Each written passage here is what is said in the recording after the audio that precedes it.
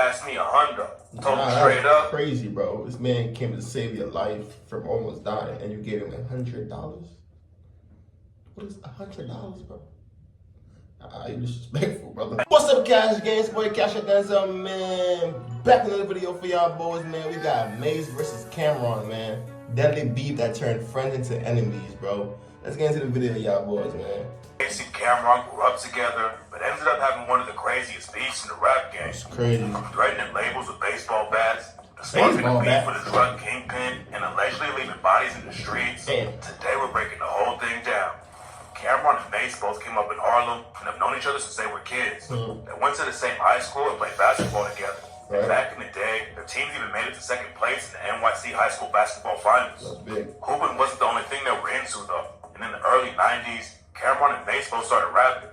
Mase ended up going to college to play basketball and wanted to make it to the NBA. But his grades were lacking, he didn't get into a good school. Mase realized that the hoop dreams probably weren't going to happen. And that's when he started to take rap more seriously and went back to Harlem. Harlem had a ton of rappers popping off in the underground scene back then. And Camron and Mase linked up with Big L, Herb McGruff, and Cam's cousin Bloodshed to make a crew called Children of the Corn. Dame Dash from Rockefeller Records went to the same high school as Cam and Mase. And he started managing Children of the Corn. Children of the Corn was making waves in the city from the jump. Big L already had some buzz on his name from doing features and winning freestyle battles. Then in '93, he dropped the track Devil's Son and had a huge impact on the game. Camron and Mase were dropping their own music outside of the group too. And that's what led to Big L setting Mase up to get robbed. Word? In '96, Mase's sister linked him up with a dude named Cutta Love. Cutta Love was Notorious B.I.G.'s road manager, and he brought Mase out to Atlanta to have a meeting with Diddy and Jermaine Dupri from Bad Boy Records. Mase rapped for Diddy and Jermaine Dupri, and they gave him a $250K deal with Bad Boy Records. Mase started working with Bad Boy artists like Diddy and Biggie, and within a few months, he was one of the hottest new rappers in the game. Mase popping off like that caused some tension with Children of the Corn though. And Mase said that he started having arguments with Big L because Big L was allegedly taking some of Mase's rhyme schemes. Mase checked Big L over the situation, and that's when Big L tried to get his homie Fat Joe to put hands on Mase. In the same year that Children of the Corn started, Big L also made another. Hey, how a nigga confronted you, then you get another man to put hands on him? Nigga, you go put hands on him, be a man, bro. Why you getting somebody else to go do it for you, man? Damn. Fat Joe and some other dudes called Digging in the Crates crew. Fat Joe was one of the wildest dudes in the game back then, and the situation with Mase could have gotten serious. But luckily, Fat Joe decided to stay out of it and let Big L and Mase work it out by themselves. Bro. That wasn't the only drama that Big L and Mase had though. After Mase started popping off in the rap game, he bought his first Rolex and had it iced out. Then one day, he was standing on the block with his homie God Sham God, and a dude came up out of nowhere and upped a gun on him. Mase took his watch off and threw it by a car. Then he took off running with his homies. Smart man right there. For me, y'all be talking about some, oh, I'm gonna die with my jury. All right, go ahead. Die for materialistic things. Go ahead. Because when you die, them things still gonna be right there. Next man for to put the next rollie on, you could go buy another one, bro. It's cool. And give it to him. You don't got nothing on you? Go ahead, take it, bro. It ain't nothing. Never know you can see him again. Ended up arresting the dude who robbed him because they were already in the area. At first it looked like a random stick-up, but then Mase found out that Big L set it all up because Mase and him had been beefing over a woman. The dude who took the watch went to jail where Mase had some homies locked up. And when they found out he stole Mase's rollie, they beat him up so bad that the dude admitted Big L was the one who told him to do it.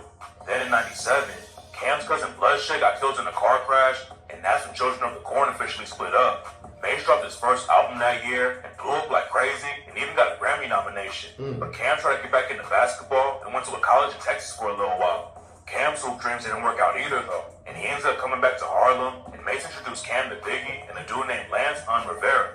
Mase had a deal with Diddy and Bad Boy Records, and a lot of people were surprised that Mase didn't bring Cam straight to Diddy to get a deal. Mase ended up having a crazy beef with Diddy though, and even back then, he knew that Diddy wasn't a good dude. Mase's beef with Diddy hadn't popped off yet, but he took Cam to Biggie instead because he knew that Biggie wouldn't try to play him. Cam got a deal with Sony Music instead and dropped his first album in '98. Mase was featured on the first single, Horse and Carriage, but that's where the beef really started. Cam wanted Mase to be in the music video for the track, but Mase allegedly wanted 40 or 50K to show up. Cam and his label didn't want to pay that much for Mase to be in the video, so instead, Cam got a body double to use in the video instead. The beef wasn't all over the headlines yet though. And Mase kept it pushing by himself and started his own record label called All Out Records. Mase also had another crew with his sister and some other artists called Harlem World, and Mase put them on his own label. Then in 99, he dropped his second album and sold over 100K copies in the first week. But Mase shot the whole game that year and announced that he was retiring from rap to become a pastor. In an interview with Funkmaster Flex on Hot 97, Mase said that he was leading people, friends, kids, and others down a path to hell. Mase left Harlem and went to Atlanta to study at Clark Atlanta University. Mase said that he retired and left Harlem because he thought rap was bad for people. But some people think Mase went to Atlanta because he was about to get killed. Back in the day, there was a known hustler from Harlem named Baby Mane. Baby Mane was allegedly Max B's cousin, but Baby Mane was known for hustling in the streets. According to sources, Baby Mane and Mase were cool back in the day, and that's where Mase got a lot of his clout in the street from. But then the situation went left after Mase allegedly hooked up with Baby Mane's baby mama. Mase allegedly told Baby Mane they were hooking up. Baby Mane was cool with it at first. But then the situation sparked a beef that got out of control fast. Mase was cool with another Harlem street dude named Pop Lottie. Pop Lottie already had issues with Baby Mane though. And Mase allegedly used Pop Lottie for protection when Baby Mane stopped rocking with Mase. Baby Lane allegedly sliced up Pop Lottie's face with a knife. Then he found out that Mase's artist Cardan was playing basketball at a local gym. According to rumors, Baby Mane went straight to the gym and snatched Cardan's chain in front of a big crowd of people. Cardan was only around 15 years old at the time, and Baby Mane was one of the most feared dudes in Harlem. So all Cardan could do was stand there while Baby Mane snatched the chain off his neck. There's a lot of different rumors about what happened next, but Pop Lottie allegedly shot Baby Mane 5 times, but Baby Mane survived. Then Baby Mane allegedly put up a 15K bag for anyone in Pop Lottie's crew. And rumors say that someone in Lottie's crew snanked out one of their own homies just to get the money. And according to Camron, Baby Mane caught Mase in his baby mama's apartment and Cam had to save Mase. On the track Is Killer, Camron aired the situation out and raps. Then Mase called, said, yo, I'm stuck inside some bitch's house. Her boyfriend at the door, could I hurry up and get him out? Alright, what's the address? Homie said Kingsbridge. That was great. I had some niggas right on Bainbridge. Yeah, we play, but believe it ain't no game, kid. Hop off the elevator, aimed it at the lame lid. After Camron allegedly saved Mase, Mase paid back the favor by giving him $100, and Cam felt so disrespected that he wanted to kill Mase for it. And on the track he said, I ain't give a damn. Yeah, Cam, I was gung-ho. Got this nigga home, and he passed me $100. Told him straight up. Crazy, bro. This man came to save your life from almost dying, and you gave him $100? What is $100, bro?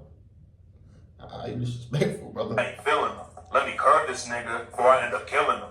It's not clear exactly how everything went down between Baby Mane and Pop Lottie, but both of them ended up getting shot to death. So Cam called Mase out for it and raps, then I watched him play Pop Lottie against Baby Mane. At this time, I'm moving heroin in Maryland.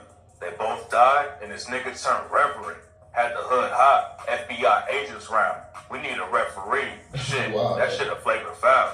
Cam didn't air the situation out till years after it all went down, though. And most fans had no idea about the story. But after Mase retired and went to Atlanta, Cam left Sony Music and signed a deal with Jay-Z's Rockefeller record label. Now Cam had Kanye West and Just Blaze producing for him. And in 2002, he popped off like crazy when he dropped his album, Come Home With Me. That was also the first time Cam really took shots at Mase. And on the track, Welcome to New York City, Cam raps, carry 8 guns, 2 in the trunk, 2 on the waist, 2 on the ankle, 2 to spank you. You get jammed with the hammers, blamed up with the blammers. Hot here, ask Mase, he ran to Atlanta. Cam also had another rap crew called the Diplomats, aka Dipset with Jim Jones, Freaky Zeke, and Joel Santana. And in 2003, they dropped their first album on Rockefeller Records. Cam was all over the rap game, and everyone thought Mase was really gone and never coming back. But then in 2004, Mase announced that he was coming back to the rap game, and it took the beef with Cam to another level. Mase went on Hot 97 to promote his new album. During the interview, he talks about where the beef with Cam started. Mase said that he's the reason Cam got his first deal in the rap game, and Mase thought that Cam should have been paid for the Horse and Carriage music video. Mase also talks about how he brought Cam and Jim Jones on tour with him. But then the interview got crazy when Jim Jones called into the station. Jim Jones said Mase was talking foolish and he needed to tell people the truth about what went down. Mase had also released a book, and Jim Jones said he was capping through the whole thing. Then Jim Jones started yelling about Mase having to leave Harlem because of the beef with Baby Mane. Jim Jones was going crazy on Mase and said Mase better bring cops with him to Harlem because otherwise he was going to catch him outside. Mase tried to brush it off while Jim Jones was airing him out. Mase just kept saying that he forgives Jim Jones. But then the situation got even crazier when Cam called into the station too. Cam started going in on Mase for lying and exposed Mase for hitting him up a week before the interview. Damn, Mase, everybody, you a funny nigga, boy. Mase kept it cool the whole time, but Cam kept going off and called Mase fake. After Cam hung up the phone, Mace explained the horse and carriage music video situation some more. According to Mace, Cam's label already had $50K budgeted for the video. So Mace told Cam that he should get that money because otherwise it was probably going to end up in the pocket of one of the label execs. The Hot 97 interview put the beef in the spotlight, and everybody was ready to hear Mace put out new music again. He had been out of the game for 5 years, but then he dropped the track Welcome Back. Jim Jones dropped an album on the same day though, and everyone thought he was dissing Mace because he called the record On My Way to Church. Then a few months later, Cam dropped his album Purple Haze, where his homie Joel Santana and him took shots at Mace on the track Take Him to Church when they rapped. Everybody welcoming this, welcoming that. He wasn't welcome in the first place. How we welcome him back? Give me the map. Let me work him with that. Tell Mr. Rogers I leave his brain on the trolley track. And listen, y'all stop it. Know you appalled? Got it. But this my call about a false prophet. So I'm understanding why they be trying to make it look like this new generation rap is what started all this. This new generation rap music is what started all of this killing and all this shit going on. No, these dudes been rapping about killing and all that. It's just like this new generation, they just do the extra. That's what just make it, for me, different. These niggas did it, but these niggas, for me, they ain't do too much online talk and all that extra shit. These YNs now, they crazy, bro. They gonna go, they be on live while they spinning all type of extra shit, bro. I don't get it, bro. But it's not, they been doing this though, bro. Prophet, Harlem hustler, I can't at all knock it. But you hard when you go in the Lord pockets. What you offering? Put it right in offering. They take it all cash, credit, silver, down to porcelain. Look at the Porsche he's in. Ain't give a portion. Mace never responded to the shots, and he kept his own momentum up by linking with 50 Cent and G-Unit.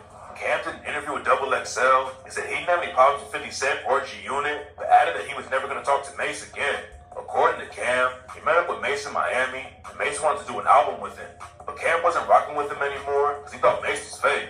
Cam was keeping the momentum up in the rap game. And he got even more buzz when someone tried to kill him while he was in Washington, D.C. On October 22nd, 2005, Cam was sitting in his Lambo with his homie HUD-6 riding shotgun. The street was packed with fans, and Cam saw somebody in the crowd wearing a bandana on their face and throwing up the Rockefeller diamond sign. Everything was cool at first, but then the dude with the bandana on his face pulled out a gun and shot Cam 3 times. Cam took off in his Lambo and drove straight to the hospital. Just a few hours later, he got out of the hospital and caught the shooters on TV. And when he got back to New York, Cam went straight to... He got shot 3 times and got out of the hospital? Say that one, hold on. 3 times. It was cool at first, but then the dude with the bandana on his face pulled out a gun and shot Cam 3 times. Cam took off in his Lambo and drove straight to the hospital. Just a few hours later, he got out of the hospital and caught the shooters on... How? How they shot him 3 times and a few hours later he got out of the hospital, bro? What? How? How? What the fuck? Got shot 3 times. When he got back to New York, Cam went straight to the studio. He dropped the track Get 'Em Daddy with Dipset right after the shooting went down and raps, part acting. Ha ha, who they think they carjacking? You dump in the dump, I slumped and I slumped. They had my cars like an elephant, the trunk in the front. See you do and react, HUD-6 threw me back. A few they clapped, but I ate those. Them shits is Scooby snacks. I ain't see stars, I'm a G, pop. Through the Lamb and 6, drove to the ER. At first it looked like someone was just trying to jack Cam's whip, but rumors started flying that it was a setup and someone put a bag on his head. Cam told Double XL he didn't know what happened, but on the track Get 'Em Daddy, he rapped, feel like pop. I know it's set up, them old niggas know I'm about to take their spot. Cam had also been beefing with Jay-Z because they had label drama. And on the track You Gotta Love It, Cam claimed Jason the shooter and raps. First, you stole Rockefeller from Dame. Second, you stole Kanye from Dame. Third, you stole Rockaware from Dame. Fourth, I seen a nigga throw that diamond up before them shots was fired. Cam and Mace's beef cooled off for a few years, and in 2009, Mace actually shouted out Dipset while he was on DJ Shelf's show and dropped a new track called Shut the City Down. It seemed like they might squash the beef. But then in 2010, HUD-6 tragically died in a car crash, and it caused even more issues. HUD-6 was originally in Mace's Harlem World crew, and he was really tight with Cam too. HUD-6 had a lot of love in Harlem, and a ton of people came to the funeral. But for some reason, Mace didn't show up. So when Cam was doing a freestyle to honor HUD-6, he sent a shot at Mace and said, yo, fuck Mace. The beef cooled off again, and nothing happened for years. But then one day in 2017, Cam went on IG Live and clowned Mace for becoming a pastor. Then Cam took the beef to a totally different level. When he dropped the track, it's killer. That's when Cam read everything out about Mace Baby Mane and Pop Lottie. And on the same track, he called Mace fake again and rapped, "Yeah, I smoke pounds, you clown. Homie, you heard the bluff. All your murder stuff, man, I heard enough. NFL murderers, you heard of us. This when Herb McGruff used to serve the dust." Cam had been dissing Mace on record for years, and Mace never responded. But after Cam dropped his killer, Mace finally clapped back like crazy. Mace dropped the Oracle and raps. Imagine 20 years with a bitter bitch and the same drama. Dame told you do this shit, and you don't see Dame Carmen. Right after the track dropped, Mace went on Genius and explained some of the bars. And according to Mace, Dame Dash came up to him when he came out of retirement and said Mace should beef with Cam to get back into the headlines. Right. Mace wasn't gonna beef with someone just for attention, but Cam kept dissing so much that Mace finally had to respond. Mace aired Cam out like crazy and raps, "My hand filthy, heart guilty, niggas like me need church. Taxi Noah's a nigga that snitched on the rock. DC Crips only know you the nigga they shot. OG niggas don't have no history with you on the block. And ever since you was 10, you was a thirsty nigga. I ain't gonna talk about the time you fucked your sister. In 2002, you lost..." What? He did what? The time he did what? No, sir. pounds, No, sir. ulcers in your liver, and now you're trying to sell niggas liquor. Then Mace took a shot at Cam for running off on Jim Jones and raps, "You always play the sucker part. Where was all that Rico shit when you left Jim in Rucker Park? Matter of fact, I'm on a true life change. But let's get back to that smack and that true life change. Back in 99, Cam and Dipset were on tour with Diddy and Junior Mafia in Hawaii. Cam had ties to Bad Boy because Biggie wanted to sign him back in the day. But Jim Jones had some tension with Junior Mafia. According to rumors, C. Gutter from Junior Mafia punched Jim Jones in the back of the head while they were in Hawaii. The situation didn't really pop off then, but that all changed when everyone went back to New York. Jim Jones and his crew allegedly ran into C. Gutter at the club, and C. Gutter's side allegedly started shooting. There's a lot of different stories about how everything went down, but the next time Jim Jones and C. Gutter ran into each other, it sparked a massive fight in Rucker Park. Dipset and Junior Mafia were both at Rucker Park, and Jim Jones allegedly walked up to C. Gutter and started throwing hands. C. Gutter was allegedly one of the wildest dudes in the city back in the day, and on the track Was Beef, Biggie said, "Gee whiz, motherfuckers still in my biz. Didn't they know my nigga Gutter fucking kidnapped kids, fuck them in their ass, throw them over the bridge?" What you mean he kidnapped kids and him in the ass? What you mean though, brother? I ain't gonna lie, I've been seeing this a lot online with this man Biggie lyrics, bro, that they said Biggie used to be on some other stuff, bro, on some rainbow stuff, man. I mean, Fruity Pebbles, bro. I don't know, bro. But this right here proves it. What you mean he kidnapped kids and F them in the ass, bro, in the area, bro? What you mean though, brother? That ain't it, brother. That's how it is. My shit is laid out. Fuck that beef shit. That shit is played out. After Jim Jones hit C. Gutter, the rest of Junior Mafia jumped in, and they had Dipset outnumbered like crazy. So Cam and Jim Jones both took off running. Jim Jones admitted that he actually jumped on a police van while he was running away, because he knew that Junior Mafia wouldn't put hands on him in front of the cops. Then on the track Live My Life, Cam talks about getting jumped, and Cam made him clap back after it went down when he rapped, "Cop killers, clap at choppers, blast at choppers, pass the vodka. Listen, don't mention Dash or Hoffa. It's a Harlem thing, dog. They'll clash with mobsters. Remember me? Got jumped on TNT. Next week, back pump TNT. All my niggas got M16s, kid." Mace and Cam had more attention after Hud 6 died, and Mace didn't go to the funeral. But on Oracle, Mace made it sound like Cam was the reason Hud 6 died and rapped, "Don't blame for the past, and I won't blame you for the crash. Send my nigga Huddy on a dummy mission, and he crashed." Then Mace clowned Cam for beefing with 50 Cent and raps, "Damn, the whole fucking land know. After that 50 shit, you moved to Orlando. You had the nigga Jim on the radio. Where did Cam go? We all understand though. You're not really built for this shit. You're not ready to kill for this shit."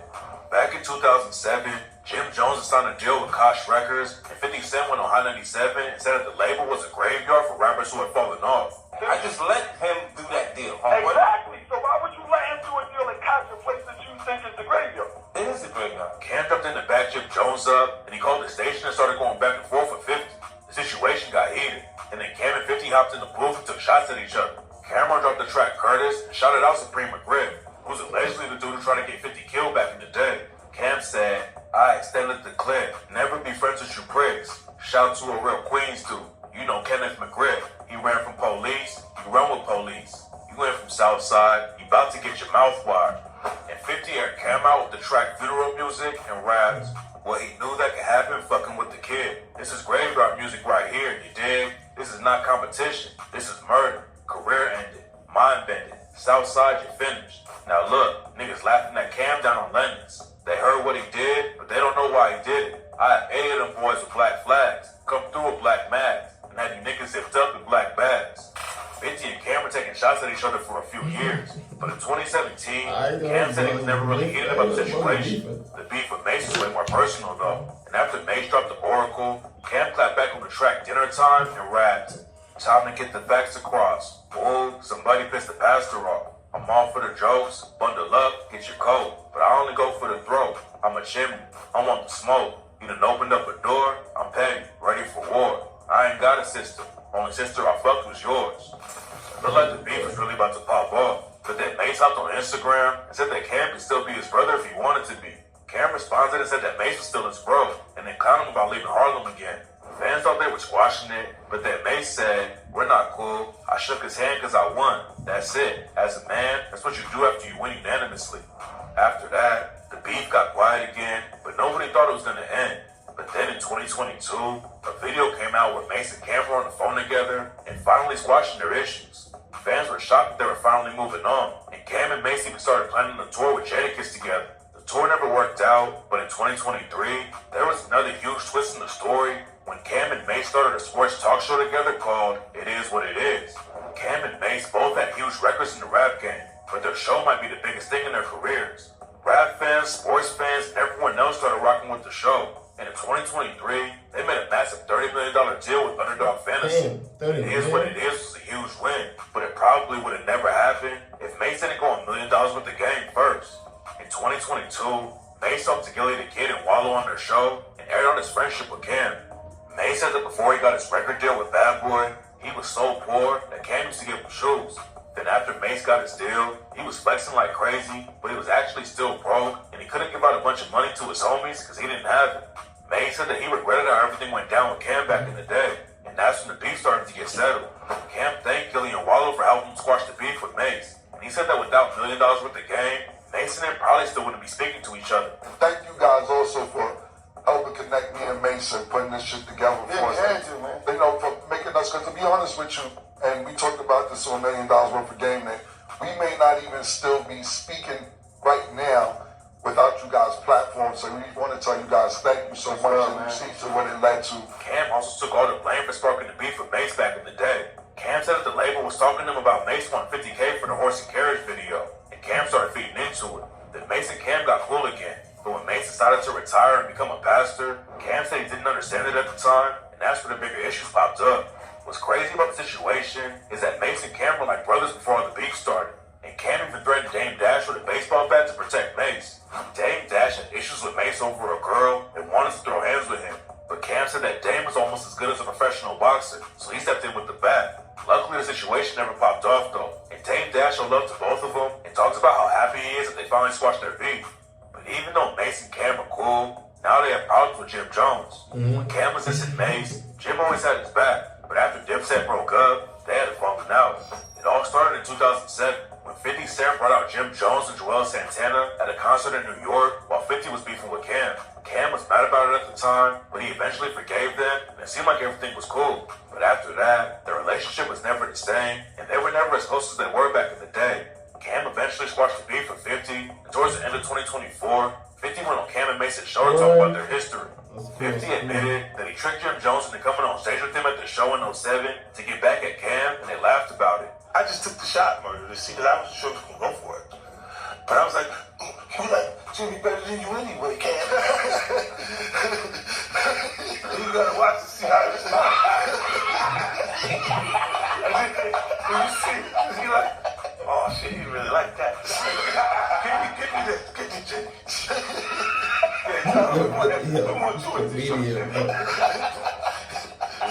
Jim Jones wasn't feeling it, and not long after, he took shots at them on a podcast with Justin LeBoy. Jim Jones said they had nothing to talk about but him, and took credit for a lot of the success they had in their careers. Jim even took credit for giving Cam the idea to wear the pink outfit in that classic photo. Mase responded by posting the compilation of Jim Jones, admitting that Mase was the one who taught him to rap on Instagram. Cam also went off on Jim on their show and claimed that he begged to be friends with them back in the day and that Jim was never even from Harlem. Cam also said that BFF once tried to press him in Atlanta and Jim just ran away and hit on the beach. While Cam was going off, Mase was just laughing in the background eating popcorn. Jim responded by teasing the new diss track where he raps, "So what more you want to ask them? Niggas taught me how to rap, but now I'm platinum." So now it looks like the tables have turned and it's Cam and Mase going at Jim instead of Cam and Jim taking shots at Mase. Mase and Cam beefed for over 20 years and took some wild shots at each other. Rap beefs like that almost never get squashed, but Mase and Cam grew up and moved on, and now they're making the biggest bags of their careers together.